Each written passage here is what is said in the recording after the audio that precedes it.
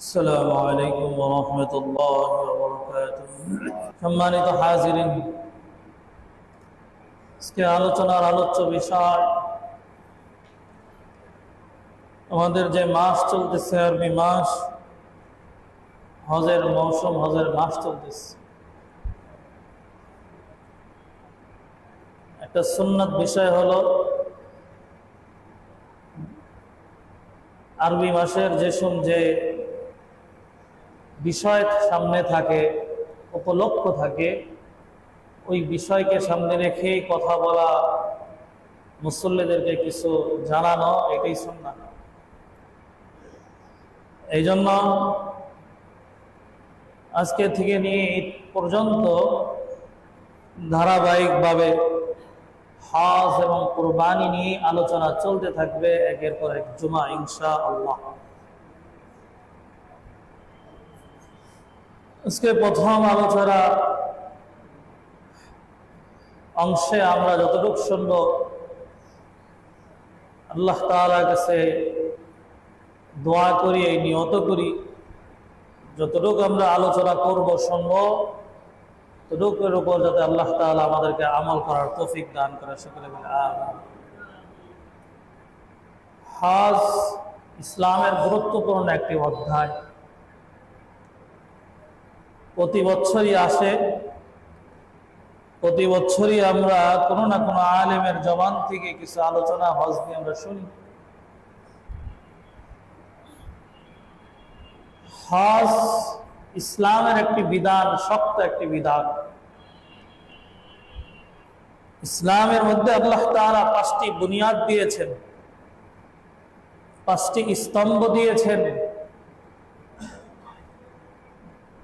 এই 5 স্তম্ভের একটা হইল হজ। রাসূলুল্লাহ সাল্লাল্লাহু আলাইহি ওয়াসাল্লাম হাদিসে বলেন, ইসলামের ভিত্তি 5টি, মজবুত খুঁটি 5টি। কেউ যদি কোনো বাড়ি, তাঁবুর বাড়ি বানায়, যে কোনো জিনিসের জন্য, তাঁবু গাড়ার জন্য চারপাশে 4টা খুঁটির প্রয়োজন হয়। শুধু 4 খুঁটিতেই যদি স্থাপন করে ফেলে, ওই ঘরটার ছাউনিটা একবারে নিচু হয়ে যায়, মাঝখানে যদি আরেকটা খুঁটি বসানো হয়, ঘরের সৌন্দর্য বেড়ে যায়, ওই ঘরে মানুষ আরামে বসবাস করতে পারে। আল্লাহ তাআলা ইসলামের জন্য 5টি স্তম্ভ দিয়েছেন, বুনিয়াদ দিয়েছেন। এই 5 স্তম্ভের মধ্যে একটি হলো হজ, একটা আছে নামাজ, রোজা, যাকাত।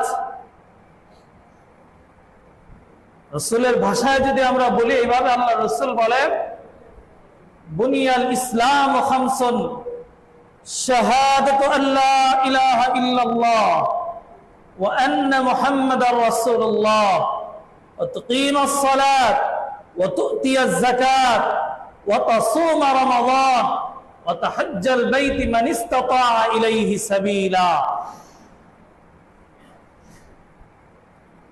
ইসলামের ভিত্তির মধ্যে একটা ভিত্তি আছে নামাজ, একটা মজবুত খুঁটি আছে রোজা। যে রমজান আমাদের কাছে কিছুদিন আগে এসেছিল, আমরা আনন্দে সেই রমজানকে আলিঙ্গন করে নিয়েছিলাম। রমজান আমরা খুশি ছিলাম, ইবাদত করেছি। রমজানের পরে আজকের দিন পর্যন্ত তো হিসাব করে বলেন তো, রমজান মাসের ইবাদত আর রমজানের ঈদের পর থেকে নিয়ে আজকের দিনের ইবাদত, ওই 1 মাসের ইবাদত আর এই মাসের ইবাদতের ভিতরে তফাৎ আছে কিনা? কেমন তফাৎ? আকাশ জমিনের ডিফারেন্স নিজেদের ভিতরে আছে। রমজান কেমন এক বরকতময় মাস ছিল, রমজানে মানুষ ইবাদত বেশি পরিমাণে করার চেষ্টা করেছে, করেওছে। কোরআন তেলাওয়াত বেশি করেছে, নামাজ বেশি পরিমাণে পড়েছে। কিন্তু রমজান যাওয়ার সাথে সাথে মানুষের ইবাদতের পাল্লা কেমন জানি আবার কমে গেছে। শুধু এতটুকু ডিফারেন্সেও যদি করা হয় তাহলে বোঝা যাবে রমজান মাস কত উপকারী মাস ছিল আমাদের জন্য। ইবাদতে বান্দা কত দূর এগিয়ে গিয়েছে, কিন্তু রমজানের পরে আজকের দিন পর্যন্ত ইবাদতে ওইরকম কোনো সাড়া নাই। তাহলে আল্লাহ তাআলা রমজান দিয়েছিলেন ইবাদতের জন্য, রমজান বিদায় নিয়ে গিয়েছে। এরপর আল্লাহ তাআলা হজের মৌসুম দিয়েছেন।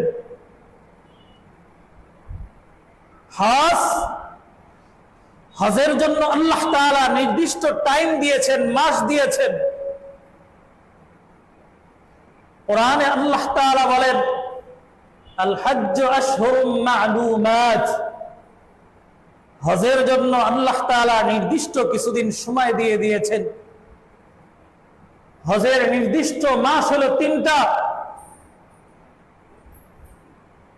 আমরা রমজানের পরে মাস একটা অতিবাহিত করেছি, শাওয়াল মাস, জিলকদ মাস চলতেছে, এরপরে হজ। এই 3 মাস হলো হজের মাস। এই মাসগুলোকেও আল্লাহ তাআলা নির্ধারণ করে দিয়েছেন। কত গুরুত্বপূর্ণ এক আমল, ইবাদত, যেটা আল্লাহ কর্তৃক সব নির্ধারিত আছে। হজ কাকে বলে? হজের অর্থ কি? হজ আমাদেরকে কি বোঝায়? ছোট্ট একটা শব্দ। হজের শাব্দিক অর্থ হলো আল কসদ, ইরাদা করা, ইচ্ছা করা। হজ শব্দটা খুব ছোট, কিন্তু অর্থ ইচ্ছা করা, হজের নিয়ত করা, হজের ইচ্ছা করা। পরিভাষায় হজ কাকে বলে? নির্দিষ্ট দিনে, নির্দিষ্ট মাসে, নির্দিষ্ট দিনে, নির্দিষ্ট কিছু পদ্ধতিতে, নির্দিষ্ট সময়ের মধ্যে যে আমল করা হয় তাকে হজ বলে। আল্লাহ তাআলার একটা হুকুম, এই হজ এমন একটা হুকুম আমি চাইলেই করতে পারবো এমন নয়। হজ করার জন্য নির্দিষ্ট একটা মাস লাগবে। আবার মাস হলেই হবে না, নির্দিষ্ট কিছু দিনের সময় লাগবে, দিনটাও নির্দিষ্ট। আবার ওই দিন আসলেই হজ হবে এরকম নয়। সব জায়গায় হজ হয় না, নির্দিষ্ট কিছু স্থান জায়গা আছে, এই জায়গার মধ্যে যায় কি করতে হবে? হজ করতে হবে। যদি জায়গাও নির্দিষ্ট, মাসও নির্দিষ্ট, দিনও নির্দিষ্ট, আবার এই জায়গার কাজ পদ্ধতিগুলো নির্দিষ্ট। আমি আপনি চাইলে যেমন তেমন চাইলেই করতে পারবো না। ওইখানকার আমল কি হবে এটাও নির্দিষ্ট কিনা বলেন? সবার একরকম অবস্থা। কেমন অবস্থা? দুনিয়াতে মানুষ এই যার যার অবস্থানে থাকার পরে কেউ মাথা একবারে নাইরা করতে চায় না। হজ মানুষকে এমন ভাবে শিক্ষা দেয় যে এইখানে নিজের ব্যক্তিত্ব চলে না, নিজের ব্যক্তির কোনো ইচ্ছা চলে না, সব রবের ইচ্ছায় কাজ করতে হয়। রব যেভাবে বলেছেন সেভাবেই করতে হবে। দেখবেন একজন যুবক চুল যখন কাটে কত স্টাইলে কাটে, তাকে যদি বলেন চুলটা একবারে মেরে করে ফেলো, 1000, 1000, 2000, 5000 টাকা দিলেও সে করবে না, কারণ চুলের প্রতি তার মহাব্বত আছে। এই যুবককেই যদি হজের ময়দানে পাঠানো হয়, বলেন ওইখানে যা মাথা চেষে ফেলে কিনা? ওইখানে কি বলবে না আমি এই কাজ করতে পারবো না? তার মানে বোঝা গেল ওই জায়গার কাজগুলো নির্দিষ্ট করতেই হবে। নিজের ইচ্ছায় চলে না, সব রবের ইচ্ছায় চলে। এই জন্য পরিভাষা এই জন্যই বলা হয় নির্দিষ্ট মাসে, নির্দিষ্ট সময়, নির্দিষ্ট স্থানে নির্দিষ্ট কিছু পদ্ধতিতে যে কাজগুলো করা হয় তাকে হজ বলে। হজ গুরুত্ব কত কোরআনের বাচন ভঙ্গি দেখলে আমরা বুঝবো। কোরআনে আল্লাহ তাআলা ইসলামের যে 5টা বিধানের কথা বললাম, নামাজ একটা বিধান কিনা বলেন তো? নামাজের ব্যাপারে আল্লাহ তাআলা কোরআনে অনেক আলোচনা করছে কিনা? নামাজের ব্যাপারে, নামাজ নিয়ে আল্লাহ তাআলা কোরআনে অনেক আয়াত বলেছেন, অনেক বক্তব্য আল্লাহ দিয়েছেন। কিন্তু নামাজ নিয়ে কোরআনের মধ্যে একটা সূরাও পাবেন না, কোন সূরার নামকরণ করা হয় নাই সূরাতুন নামাজ। ইসলামের ভিত্তির মধ্যে একটা ভিত্তি হলো রোজা। বলেন তো রোজা গুরুত্বপূর্ণ আমল কিনা? ইসলামের একটা ভিত্তি। কুরআনুল হাকিমে আল্লাহ তাআলা রমজানের রোজার কথা বিভিন্ন জায়গায় বিভিন্ন ভাবে বলেছেন, ফজিলতের কথা অনেকভাবে বলেছেন। কিন্তু সূরাতুর রোজা, সূরাতুস সাওম নামে কোন সূরা আল্লাহ নাযিল করে নাই। 114 সূরার মধ্যে কোন সূরা পাবেন না যে সূরার নামকরণ সূরা সাওম দিয়ে করেছেন। কিন্তু আয়াত আছে কিনা? কুরআনুল কারীমে একটা ইসলামের আরেকটা বিধান হলো যাকাত। যাকাতকে আল্লাহ ফরজ করেছেন। যাকাতের আলোচনা আল্লাহ তাআলা কুরআনুল হাকিমে বিভিন্ন জায়গায় বিভিন্ন ভাবে বলেছেন। কিন্তু পুরা 114 সূরা খুঁজলে এটা পাবেন না সূরাতুজ যাকাত নামে কোন সূরা আল্লাহ দিয়েছেন। আমি কি বুঝাইতে চাইতেছি বোঝার চেষ্টা করেন। কিন্তু রব্বুল আলামিন ইসলামের আরেকটা বিধান হলো হজ। হজ এত বড় গুরুত্বপূর্ণ একটা আমল, বিধান, যেটা আল্লাহ তাআলা কেমন জানি নিজেই বোঝায়। হজের আলোচনা আল্লাহ তাআলা কোরআনে হাকিমে করেছেন, কিন্তু হজ শব্দ দিয়ে স্বতন্ত্র একটা সূরার নামকরণ করেছেন। সুবহানাল্লাহ। কোরআনে সূরা হজ নামে সূরা আছে কিনা?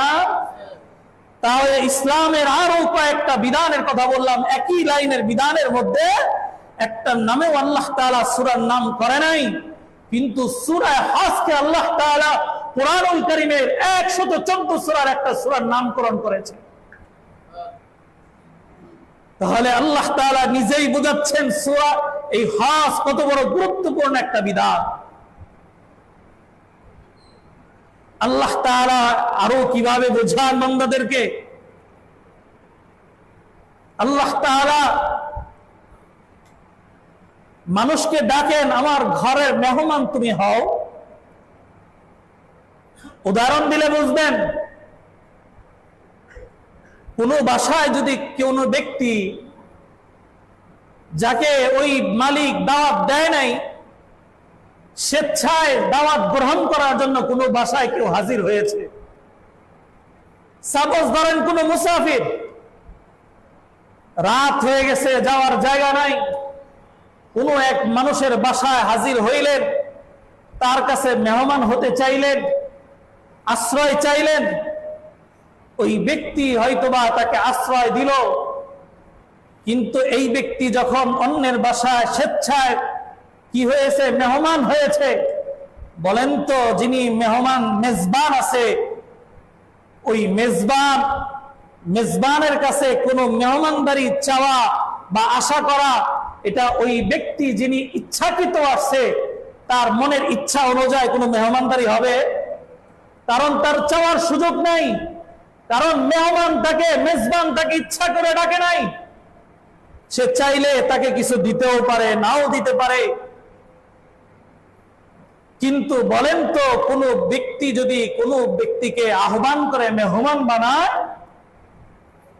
আর ওই মানুষটা যদি আরেকজনের বাসায় মেহমান হিসাবে যায়, তাহলে ওই ব্যক্তির বলার অধিকার আছে, আমি ইচ্ছা করে আসি নাই, আমাকে আপনি মেহমান হিসাবে দাওয়াত দিয়েছেন, আপনি আমাকে বাসায় আনার পরে আমার মেহমানদারিও করেন না, খাবারও দেন না, কোনো কথাও বলেন না, যদি এইরকম হয়, বলেন তো ওই মেহমান মেজবানকে বলার অধিকার রাখে কিনা? কেন? কারণ তিনি ইচ্ছা করে এই বাসায় মেহমান হয় নাই, তাকে দাওয়াতের মাধ্যমে আনা হয়েছে। আর যিনি আনছেন তিনিও তাকে ভালোবাসা আনছেন, তার ইচ্ছা অনুযায়ী, তার তৌফিক অনুযায়ী তাকে উত্তম মেহমানদারি করবে, এটাই স্বাভাবিক। কিন্তু রব কি বলেন? আল্লাহ তাআলা কুরআনুল হাকিমে বলেন, ওয়ালিয়াতাওয়াফু বাইতুল আতীক। কুরআনে হাকিমে আল্লাহ তাআলা বলেন, ও বান্দা, আসো তোমরা আমার এমন এক ঘরে তোমরা মেহমান হও, তোমরা একটু তওয়াফ করো। এই ঘরটা তো অন্য কোনো ঘর নয়, এই ঘরটা তো দুনিয়ার প্রথম ঘর। এই ঘরটা জানো কি হয়েছে? এই ঘরে, এই ঘরটা তো এমন এক ঘর যেটা তোমাদের পিতা আদম আলাইহিস সালাতু ওয়াস সালাম স্থাপন করেছে। আদমের পরে আদমের সন্তান শীষ স্থাপন করেছে। এটা এমন এক ঘর যে ঘরটা শীষের পরে তার এক সন্তান ইদ্রিস করেছে, ইদ্রিসের পরে তার এক সন্তান নূহ পয়গম্বর করেছে, নূহ পয়গম্বরের পরে প্লাবনে সব ধ্বংস হওয়ার পরে এই ঘরটা আল্লাহ তাআলা আবার তার খলিল ইব্রাহিম আলাইহিস সালাতু ওয়াস সালামের মাধ্যমে আবার স্থাপন করে দিয়েছে। ইব্রাহিম পয়গম্বরের পরে আল্লাহ তাআলা এরপরে জনাবে মুহাম্মদুর রাসূলুল্লাহ সাল্লাল্লাহু আলাইহি ওয়াসাল্লামের মাধ্যমে এই ঘরের আবাদ আল্লাহ তাআলা করে দিয়েছেন। এটা এমন এক ঘর, এই ঘরটা সাধারণ কোনো ঘর নয়। এই ঘর যেন একটা ঘর কালো গিলাপে ঢাকা, এই ঘরটা বরকতময় এক ঘর। আসো বান্দা, তোমাকে আমি তো সম্পদ দিলাম, তোমাকে আমি তো সুস্থ করলাম, একটু ঘুরে যাও, এই ঘরের মেহমান তুমি হয়ে যাও। আমি এই ঘরের মালিক, এই ঘরের মেজবান আমি। তুমি শুধু একটু বাইতুল আতিকের মধ্যে আসো, তোমার যা দরকার সব আমি দিয়ে দিব। সুবহানাল্লাহ। আল্লাহ তাআলা ডাকে, এই ঘরে আসো। সাধারণ কোনো ঘর নয়, দুনিয়ার প্রথম ঘর তোমাকে আমি ডাকি। আল্লাহ তাআলা বলেন, ইন্না আউওয়ালা বাইতিন উযিআ লিন-নাস লাল্লাযী বিবাক্কাতা মুবারাকান ওয়া হুদাল লিল-আলামিন। রব বলেন, ইন্না আউওয়ালা বাইতিন উযিআ লিন-নাস, এটা এমন এক ঘর, পৃথিবীর মধ্যে সর্বপ্রথম ঘর। এর আগে কোন ঘর আল্লাহ নির্মাণ করে নাই। ইন্না আউওয়ালা বাইতিন উযিআ লিন-নাস লাল্লাযী বিবাক্কাতা মুবারাকান ওয়া হুদাল লিল-আলামিন। এমন এক ঘর যে ঘরটা হলো মানুষের জন্য। এই চারপাশকে আল্লাহ তাআলা বরকতময় করে দিয়েছেন, চতুর্পাশে আল্লাহ বরকতময় করে দিয়েছেন। ফীহি আয়াতুম বাইয়িনাত ইন্না আউওয়ালা বাইতিন উযিআ লিন-নাস লাল্লাযী বিবাক্কাতা মুবারাকান ওয়া হুদাল লিল-আলামিন। চতুর্পাশকে আল্লাহ বরকতময় করলেন, আর পুরা জমিনবাসীর জন্য, মানুষের জন্য, সমস্ত মানুষের জন্য আল্লাহ তাআলা হেদায়েতের স্থান বানায়া দিয়েছে। এমন এক ঘর আল্লাহ নির্মাণ করেছে। এই জন্য আল্লাহ তাআলা বলেন, বান্দা এই ঘরের দিকে আসো, এই ঘরে আসবা, বান্দা রবের সাথে তোমার সম্পর্ক হয়ে যাবে। এই ঘরে আসলে কি হবে? আল্লাহর পয়গম্বর বলেন, রাসূলুল্লাহ সাল্লাল্লাহু আলাইহি ওয়াসাল্লাম বলেন, বুখারী শরীফের হাদিসের মধ্যে বলেন, মান হাজ্জা লিল্লাহ ওয়া লাম ইয়ারফুস ফালাম ইয়ারফুস ওয়া লাম ইয়াফসুক রাজাকা ইয়াওম ওয়ালাদাতহু উম্মুহ। পয়গম্বর আরবি বলেন, যে বান্দা বান্দি আল্লাহর জন্য, আল্লাহর উদ্দেশ্যে, আল্লাহ তাআলাকে রাজি খুশি করার জন্য হজ করে, আল্লাহর ঘর জিয়ারত করে, বাইতুল্লাহর মুসাফির হয়, শুধুই মাত্র কেবলমাত্র রবের সন্তুষ্টি অর্জনের জন্য আল্লাহর ঘরের যাত্রী হয়, যাকে আল্লাহ তাআলা ডাক দিলেন, যাকে আল্লাহ সুযোগ করে দিলেন, এইরকম কোন বান্দা বান্দি রবের পাগলে প্রেমাস্পদ হইয়া আল্লাহ তাআলার সামনে হাজিরা দিবার জন্য যায়, রাসূল বলেন ফালাম ইয়ারফুস ওয়ালাম ইয়াফসুক, এখানে যাওয়ার পরে বান্দা কোনো অশ্লীল কাজ করে না, গুনাহের কোন আসবাব কিছুই করে না, গুনার থেকে বাঁচলো, অশ্লীলতা থেকে বাঁচলো, বিভিন্ন মুখের গুনাহ থেকে বাঁচলো। এই বান্দা বান্দি যখন হজের আহকাম গুলো শেষ করার পরে তার ঘরে ফিরবে, রাসূল তার জন্য খুশির খবর দেয়, ওয়ালাম ইয়াসুক রাজাকা ইয়াউমা ওয়ালাদাতহু উম্মুহ, যখন তার ঘরে ফিরে কেমন জানে ওই ব্যক্তি আল্লাহ তাআলার বান্দা বান্দি কেমন জানি এমন নিষ্পাপ হইয়া হজ থেকে তার ঘরে ফিরে, কেমন নিষ্পাপ কি দিয়ে বুঝাইবেন? রাসূল বলেন কেমন জানি আজকে ওই বান্দা বান্দি তার মায়ের গর্ভ থেকে ভূমিষ্ঠ হয়েছে, বলেন সুবহানাল্লাহ। মায়ের গর্ভ থেকে ভূমিষ্ঠ হওয়ার পরে বান্দা, ওই শিশুর কোনো গুনাহ থাকে না, কোনো ধরনের ময়লা শরীরে থাকে না, আল্লাহ তাআলা পবিত্র করে তাকে প্রচার করে দেন, পরিচয় দেন। কোন বান্দা বান্দি আল্লাহর জন্য, আল্লাহর পাগল হইয়া, আল্লাহর প্রেমে পাগল হইয়া, মাওলাকে রাজি খুশি করার জন্য আল্লাহর ঘর জিয়ারত করে, হজের আহকাম গুলো পালন করে, এরপরে জমিনে তার ঘরে যখন ফিরে একবারে ময়লা সাফ করে, গুনাহের কালিমা সাফ করে, পরিষ্কার পরিচ্ছন্ন হইয়া তার ঘরে তার ফ্যামিলির কাছে ফিরে আসে, বলেন সুবহানাল্লাহ, আল্লাহু আকবার। এই জন্য রব বলেন হাবিবের মাধ্যমে জানায়, হজ যদি কারো উপর ফরজ হয় তোমরা হজ তাড়াতাড়ি করো, এইখানে কোনো দেরি করো না, কারণ দেরি করবা, হজ ফরজ হয়েছে, কোনো অজুহাতে কি করবা না, কোনো দেরি করবা না, কারণ ব্যস্ততা তোমার আইসা পড়তে পারে।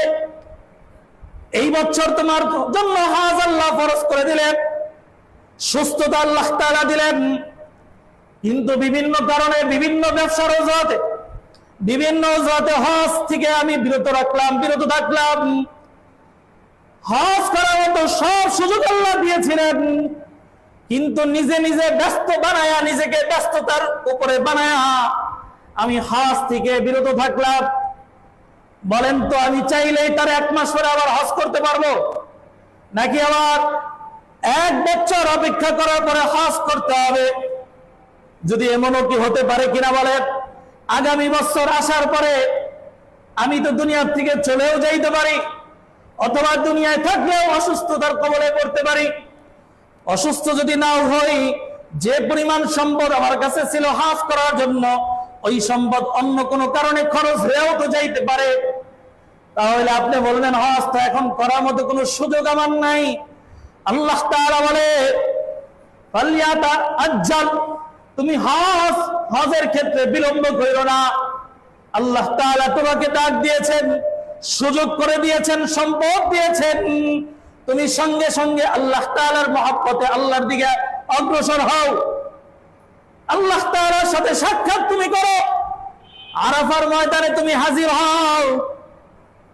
রাসূল আরবি জানায়, বান্দা যখন আরাফার ময়দানে উপস্থিত হয়, লক্ষ লক্ষ হাজী সাহেবরা যখন আরাফার প্রান্তরে উপস্থিত হয়, আল্লাহ তাআলা আরশে আজিম থেকে ডাক দিয়া ফেরেশতাদেরকে জানায়, ও ফেরেশতারা দেখো আরাফার ময়দানে সব মানুষ এক কাতারে দাঁড়িয়ে আছে,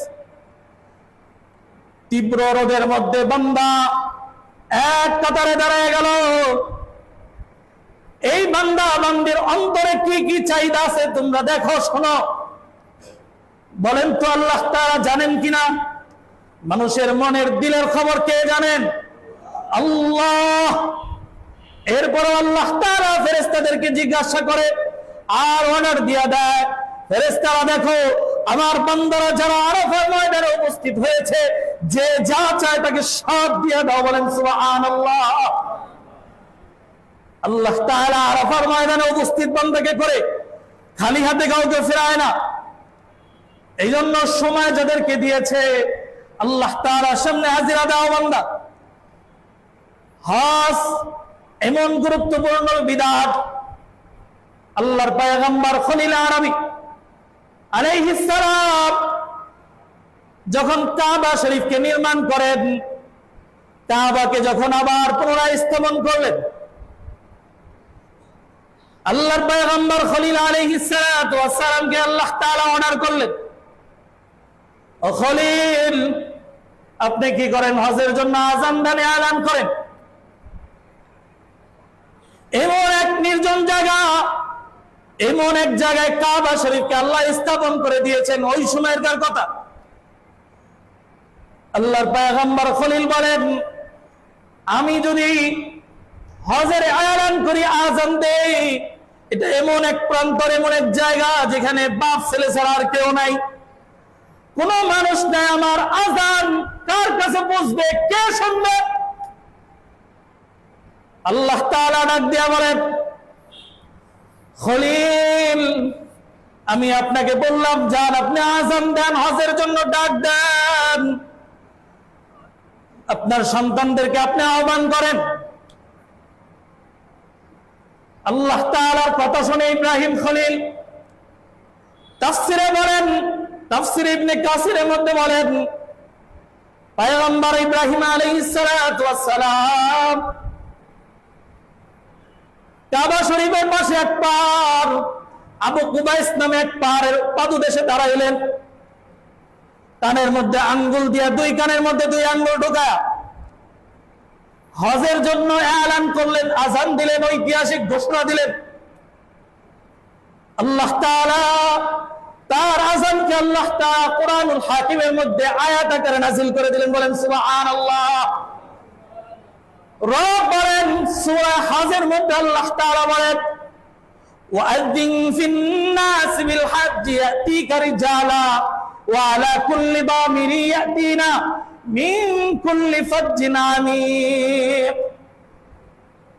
রব বলেন ওয়াযিন ফিন-নাস বিল হজ্জি, ও পয়গম্বর খলিল আপনি কি করেন? হজের জন্য আযান দেন, এলান করেন। আল্লাহর পয়গম্বর খলিল আযান দিয়েছেন, হজের জন্য ডাক দিয়েছেন। আল্লাহ তাআলা ইব্রাহিম আলাইহিস সালাতু ওয়াস সালামের ডাক আযানকে মানুষের কাছে এমন ভাবে প্রচার করে দিয়েছেন, প্রকাশ করে দিয়েছেন। আল্লাহু আকবার। রব বলেন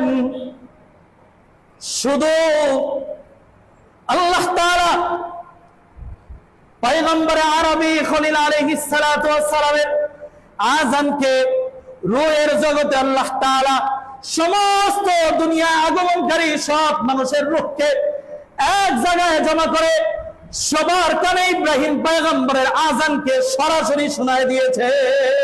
সুবহানাল্লাহ। তাফসীর ইবনে কাসিরের মধ্যে বলেন, পয়গম্বর খলিলের আযান শুনে যারা লাব্বাইক বলেছিল,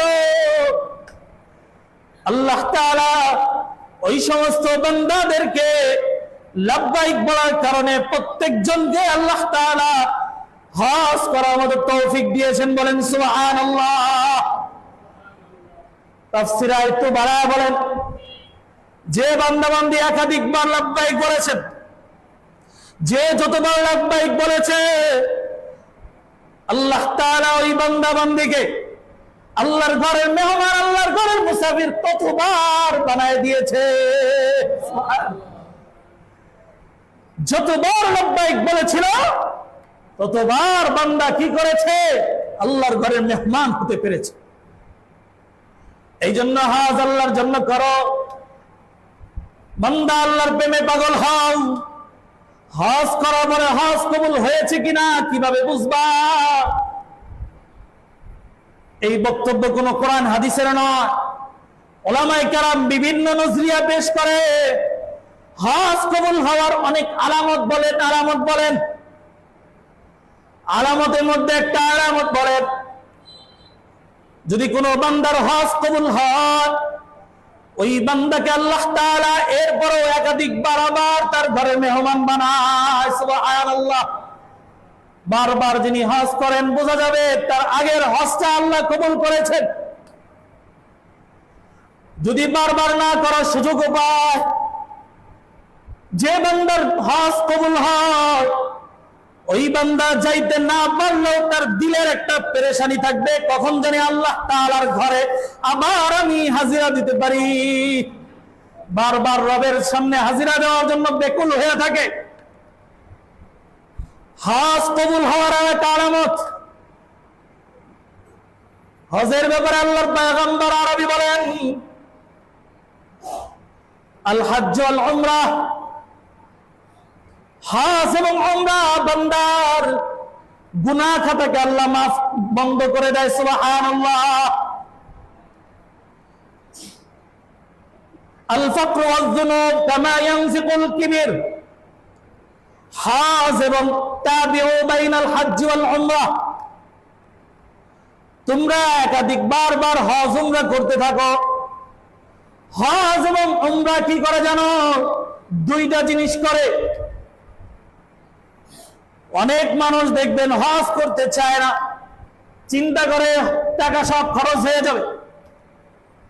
যার সম্পদ নাই ওই ব্যক্তিও যদি হজ করে, কোনোভাবে যদি আল্লাহর ঘরে যায়, দুনিয়ায় হাজারো অনেক মানুষ পাবেন, মুসলিম ঘরের সন্তানগুলোকে পাবে,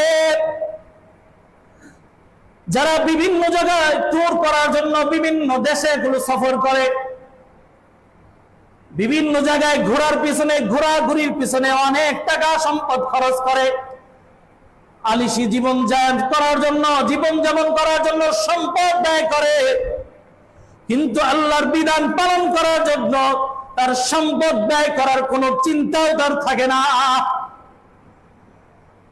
হাজারো টাকা, লক্ষ টাকা থাকা সত্ত্বেও হজ করতে যায় না। এমন বান্দাবান্দি জমিনে আছে কিনা বলেন? নাই। সম্পদ আল্লাহ দিয়েছেন, হজ করতে যায় না। কপাল পোড়া মুসলমান। কোন বান্দা যদি ঋণ করে, কোনোভাবেও যদি আল্লাহর ঘর পর্যন্ত পৌঁছে, রব বলেন আল ফাকর ওয়াজ যুনুব, রব হজ করার পরে তাকে একটা পুরস্কার দিবেন, তার অভাব আল্লাহ তাআলা দূর করে দিবেন। বলেন সুবহানাল্লাহ। এই বান্দার আর কোনো অভাব থাকবে না। দেখবেন এরপরে সব কিছুর মধ্যে শুধু বরকত খুঁজে পাবে, সম্পদের মধ্যেও শুধু বাড়তি খুঁজে পাবে, সম্পদের মধ্যেও বরকত খুঁজে পাবে।